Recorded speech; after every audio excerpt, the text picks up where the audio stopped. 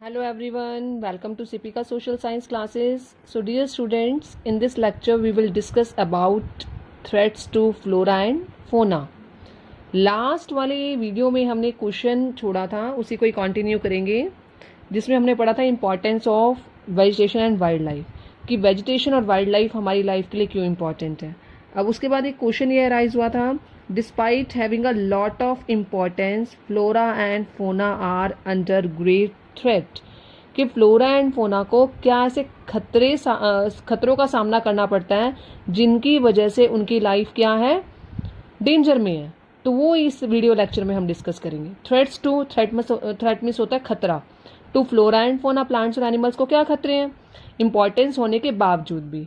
आपको पता है हमने इकोसिस्टम के बारे में अभी मैंने पढ़ाया भी था आपको, कि इकोसिस्टम में हर एक स्पीशीज की ज़रूरत है, चाहे वो एनिमल है, चाहे प्लांट है, चाहे ह्यूमन बींग्स हैं. जिस तरह से ह्यूमन बींग की ज़रूरत है उसी तरह एनिमल्स और प्लांट्स की ज़रूरत है. अगर एक भी स्पीशीज़ गायब होती है तो पूरा इकोसिस्टम को सफ़र करना पड़ता है, वो डेंजर में आ जाता है, डिस्टर्ब्ड हो जाता है. तो हर एक स्पीशीज़ की इंपॉर्टेंट है, क्योंकि अगर डियर ख़त्म हो जाएंगे, अगर डियर वाली स्पीशीज़ हम ख़त्म कर देते हैं तो उससे किसको इफेक्ट पड़ेगा, लायंस को इफेक्ट पड़ेगा. और अगर हम जंगल में से सारे पेड़ काट देते हैं तो हिरन मर जाएंगे. तो अगर आप पेड़ों को काटोगे तो भी एनिमल्स को नुकसान है, एनिमल से फिर ह्यूमन बींग्स को भी नुकसान है. तो ये एक एक स्पीशीज़ जो है, चाहे वो एनिमल की है, चाहे प्लांट्स की है, चाहे ह्यूमन बींग्स की है, आपस में इंटर रिलेटेड है और इंटर डिपेंडेंट है. तो डिस्कस करते हैं students. Every species plays important role in ecosystem. अगर इनकी इतनी इंपॉर्टेंस है इकोसिस्टम में तो इनकी कंजर्वेशन भी ज़रूरी होगी. कंजर्वेशन मतलब इनको बचाना भी ज़रूरी होगा. तो उस कंजर्वेशन तो करनी चाहिए, कंजर्वेशन करने के लिए स्टेप्स भी लिए जाएंगे गवर्नमेंट की तरफ से. But due to excessive exploitation of plants and animals the ecosystem has been disturb. Means हमने जो प्लांट्स और एनिमल्स का एक्सेसिव यूज़ करना शुरू किया है, क्योंकि देखो अगर हमें अपने घर बनाना है तो भी हम प्लांट्स को काट रहे हैं, ठीक है ना. इंडस्ट्रियल एस्टेब्लिशमेंट करनी है, इंडस्ट्रीज बनानी है तो भी प्लांट्स को काट रहे हैं. तो कहीं ना कहीं हम अपने यूज़ के लिए, अपने बेनिफिट के लिए, अपनी ग्रीडीनेस के लिए प्लांट्स और एनिमल्स को एक्सप्लॉइट कर रहे हैं, जिससे पूरे इकोसिस्टम पर इफेक्ट पड़ रहा है. अभी चाहे आपको ना लगे, इन लॉन्ग टर्म आप देखना कि एक टाइम ऐसा भी आएगा कि जब सर्वाइवल मुश्किल हो जाएगा, क्योंकि we people are exploiting the plants and animals in a huge way. अब देखो 1300 जो प्लांट स्पीशीज हैं वो तो एंडेंजर्ड में है. एंडेंजर्ड मतलब भी खतरे के निशान पे है कि वो कभी भी गायब हो सकती हैं. 20 प्लांट स्पीशीज आर एक्सटिंक्ट. कुछ 20 प्लांट स्पीशीज अब ऐसे स्पीशीज रह गई हैं जो क्या हो चुकी हैं, एक्सटिंक्ट हो चुकी है. एक्सटिंक्ट का मतलब होता है गायब हो चुकी है, जो अब आपको देखने को नहीं मिलेगा. मीन्स आपने सुनी होगी ये पेड़ पहले होता था, ऐसे होता था, इसके ये वाले हम फ्लावर्स का यूज करते थे या इसकी वुड का यूज करते थे, अब वो आपको देखने को नहीं मिलेगा. ऐसी जो 20 प्लांट स्पीशीज एक्सटिंक्ट हो चुकी हैं. और 1300 जो हैं वो अभी भी एंडेंजर्ड हैं, वो भी गायब होने के कगार पे खड़ी हैं.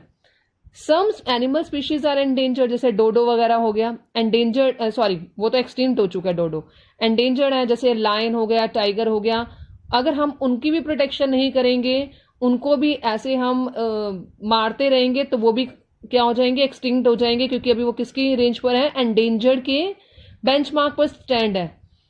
And some have become extinct. और कुछ ऐसे हैं जैसे डायनासोर्स के बारे में सुना होगा, या आपने डोडो हो गया, पिंक हेडेड डक हो गई, उसके बारे में सुना होगा. वो कुछ ऐसे एनिमल्स थे जो अब नहीं देखने को मिलते हैं, वो हमारी धरती से गायब हो चुके हैं. क्योंकि उसके लिए रिस्पॉन्सिबल कौन है, वी पीपल आर रिस्पॉन्सिबल. अब देखते हैं क्या रीजंस हैं, कौन से ऐसे फैक्टर्स हैं which are responsible for threat. Students हमने पिछले वाले लेक्चर में पढ़ा था इंपॉर्टेंस के बारे में. इंपॉर्टेंस से रिलेटेड हमने क्वेश्चन किया कि इंपॉर्टेंस होने के बावजूद भी why the plants are under great threat, why the plants and animals are under great threat, क्यों उनको वो डेंजर में है, डेंजर के निशान पर है.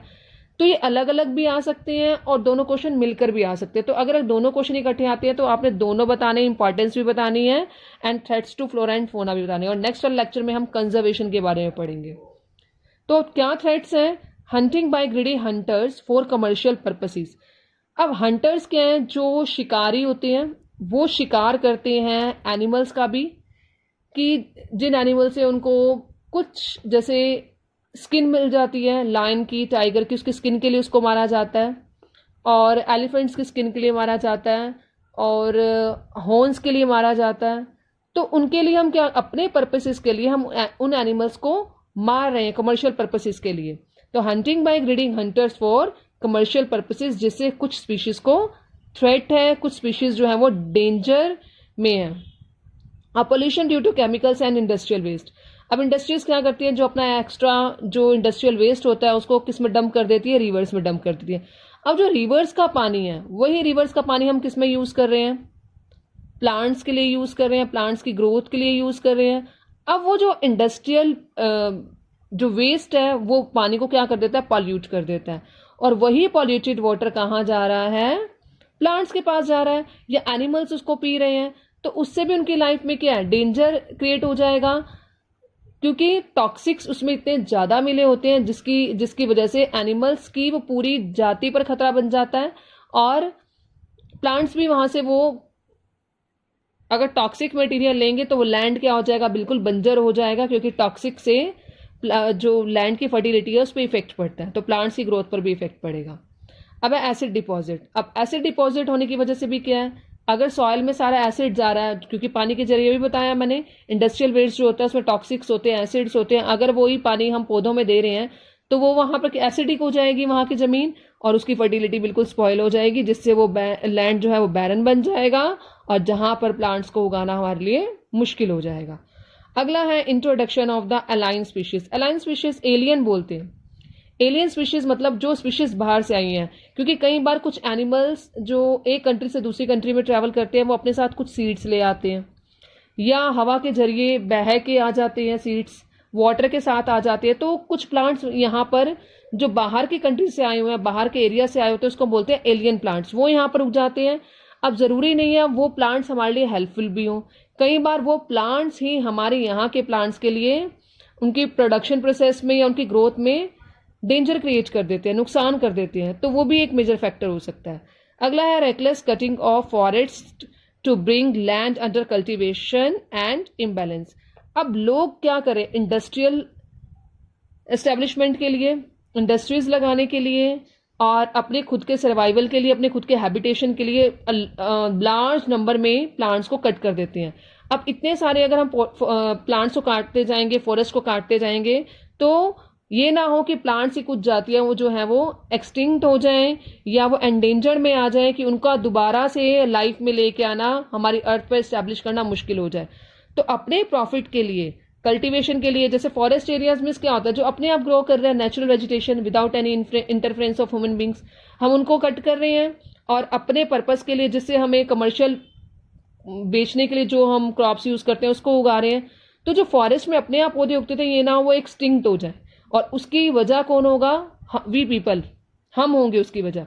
तो reckless cutting of forest to bring land under cultivation and imbalance, ये भी इंपॉर्टेंट फैक्टर है फ्लोरा एंड फोना की लाइफ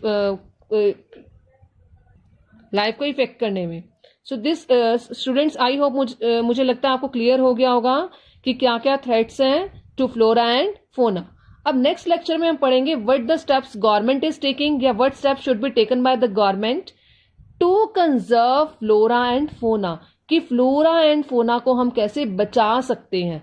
तो वो हम पढ़ेंगे अपने नेक्स्ट वाली वीडियो लेक्चर में। Thank you.